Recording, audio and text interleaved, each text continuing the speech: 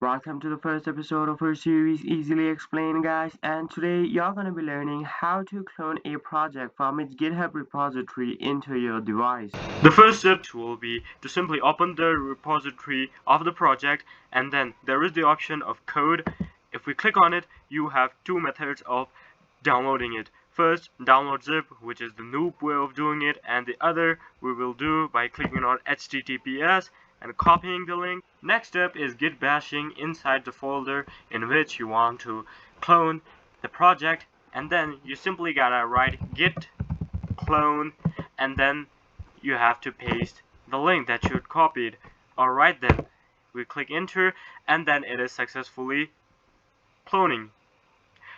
If you don't have Git, consider installing it because it's a really important and useful tool. So you thought we were done? Nope, not right now. What you gotta do is that open the project inside your VS Code, and then you gotta open the terminal and then install, write npm install inside the terminal, because as you can clearly see on the left side, the node modules is missing, because in React apps, when you push it on a GitHub repository, you ignore the modules because it takes a heck ton of space.